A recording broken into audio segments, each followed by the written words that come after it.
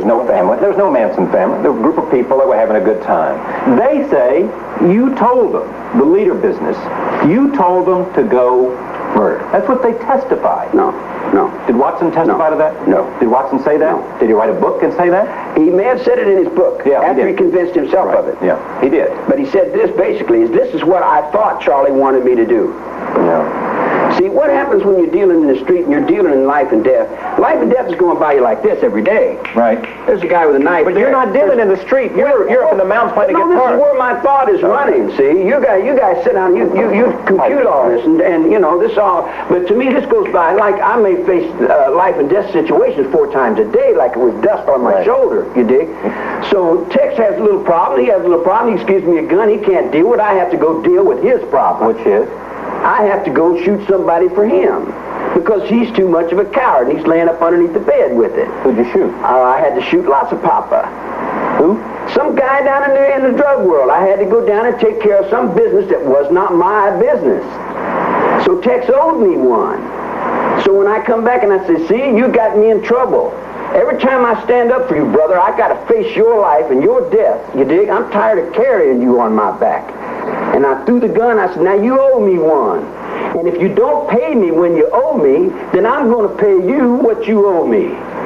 You see what I'm saying? In other words, I have to go into another person and put on another face I got it. Play, you know. I understand. So you say to Tex, you owe me one. That's right. So then when my brother gets busted and my brother's in jail, then I tell Tex, pay him what you owe me. Well, I said, don't tell me nothing. I don't want to hear nothing. I'm not part of no conspiracy. I'm not breaking no laws.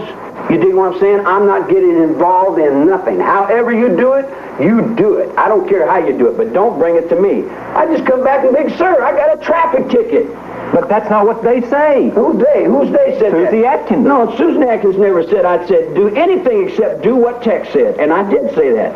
I said, Susie, you owe me? She says, yeah. I said, you remember the 3 dudes I fought for you? She said, yeah. I said, remember that other dude I cut his ears off for you? Yeah. She says, yeah. I said, well, then pay that to Tex. Don't bother me with it. All right. After you knew what that had happened at Sharon Tate, the most brutal murder that people were aware of. Not that there's not a lot of other brutality around, but this got attention. What'd you think? Well, I looked over in Vietnam and I said, No, what'd you think about Sharon Tate and her unborn baby? What did I think about it? Yeah. It's not my world. I don't live in that world. Well, so you didn't care? Care? Suppose Tex... What the hell does that mean, care? Well, it means love. That means some sense Put me in a solitary confinement, break my teeth out, break my ribs, bust me up, kick me down a hole, and then come back and tell me about care. I don't know what care is, man. You said to Tex, you owe me one. Tex goes out and commits this atrocious, horrendous, horrible crime. It's atrocious from where you're looking. It's atrocious where anybody looks. No. I look over at my lane, and I see those guys running through there, and I say, good job, man. You didn't say that. You didn't say that. I would have if I'd have been the general in that. You better believe I would have said it. You would have said good for you for killing those people in my line? Man, when you're in war, mister. Okay, but what does war have to do with Sharon Tate's murder? What's it got to do with any murder? Ah, but then you said one more death. It doesn't matter. Wait. They picked up they wanted to stop the war. You don't make no change without bloodshed. Yeah. You didn't feel any remorse because maybe Tex misunderstood you if you accept that link. I didn't mean for you to do that, Tex. All right. Let me cool down a little bit. Okay. How you doing today? All right. Good. You got a girl. Right. She lays her bridge over troubled waters and all that. She's buying a stairway to someplace, but her welfare check didn't come in. She's got all these things in her head. She's willing to die for this. And she comes and she says, this is my station in life. I'm an angel. I have a cause. This is what I was destined to do. She decides she wants to get up on this road and do this. I tell her, do you realize now that you're only taking your own life? And she says, yes. Yeah. How could I have remorse for her love's giving to the world? On the altar of that, I wouldn't hide it. I would say, that's beautiful.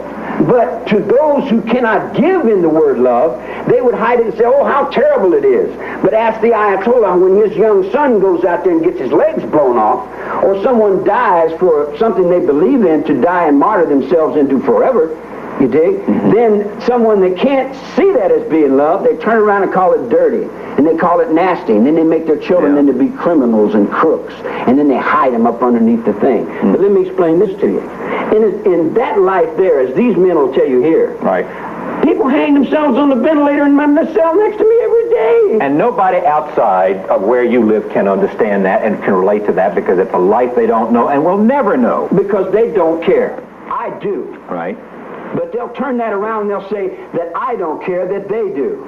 And then they'll say, we'll go help the misused children. All right, let me finish that thought. They said, we go help the misused children. I said, well, if you're going to help the abused children, what about these penitentiaries across the country? Aren't they abused children too?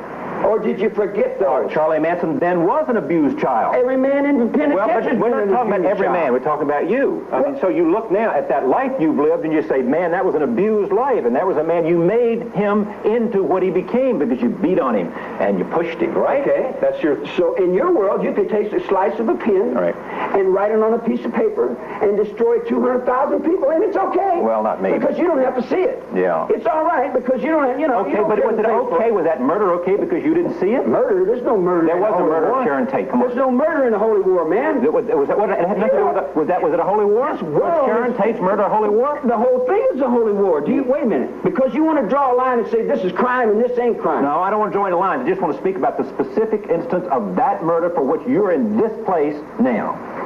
All right. Say what you have to say. I'm asking. Asking what? Was that murder? Was it murder? Sharon Tate? No.